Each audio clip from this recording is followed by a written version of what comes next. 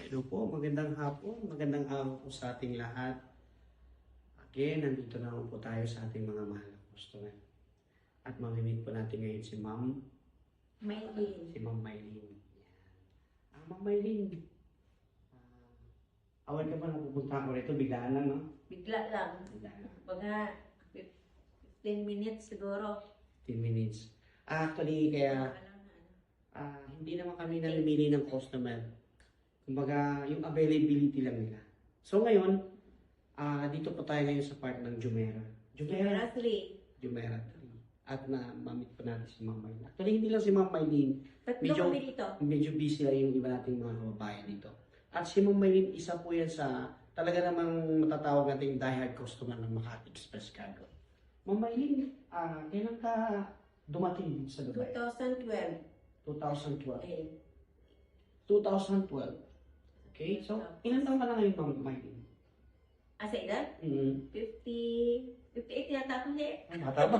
Bata po si Ma'am Maylin, no? Kasi 46 ako kala mama. Okay. 46 years So, old. 2014 ka dumating. 2012? 2012 ako dumating. Okay, 2012. Dito lang talaga. Ito lang. Isang mama lang. Okay. Sa So, employer lang. kumusta naman kayo dito? Okay lang. Kita, Bait kita, naman sila mama. kita mo naman, okay kayo eh. Kala ko nurse siya eh, no? Malamig Anyway, kasi malamig ka. kailan po nyo, kailan po kayo nag-umpisa ng gamitin ng Makati Express Card? Siguro 2014. Start na ako. 2014. Tapos minsan na once a year o twice a year. Okay. Ngayon, dalawang taon siguro ako magpakargo kasi pauwi na rin. Okay. Buwan-buwan. So, yung latest mong padala sa amin, kailan? August, Last August. tapos this year. August 2025, tapos November yata dumating. November Second dumating. week. Kumusta naman po yung bagahe niyo? Yung box mo? Okay lang, wala nang din wala naman na okay lang yun. Okay lang. Ako. So, ibig Dumating sabihin, din, nag-alala lang ako kasi weather siguro. So, Kasi weather. Kasi that time ang weather pa, Okay. bagyo-bagyo dati. Okay. Last so sa pagpapadala niyo sa Makati Express Cargo for almost 12 years, no? years na. Kasi 2026 na ngayon eh. So far, kumusta naman yung servisyo namin? Service nyo, okay lang pagtawag ko. Kabayan, gusto ko ng box. Ko ate, may schedule kami, okay, bantayan na. Basta prepare lang yung tawag. Okay. Hindi pakiano ng telepon. Ayun. Yun.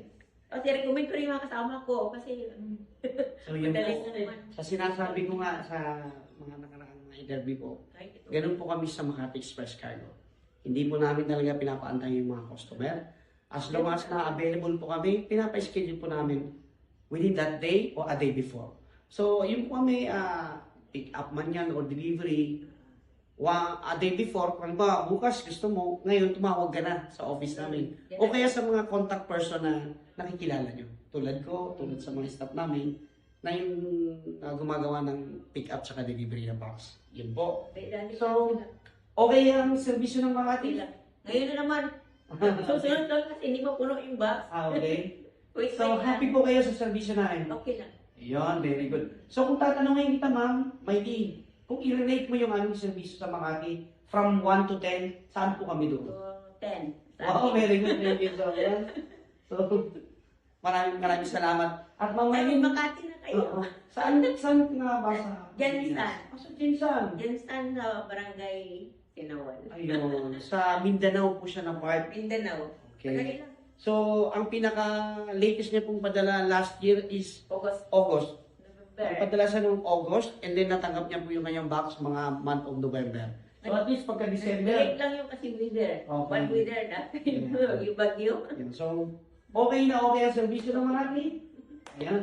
At Thank sa you. Maylin, Thank you. pwede nyo bang i-invite yung ating mga kasamahan natin mga OFW dito Bayan. sa UAE? Mag-Makati na lang tayo.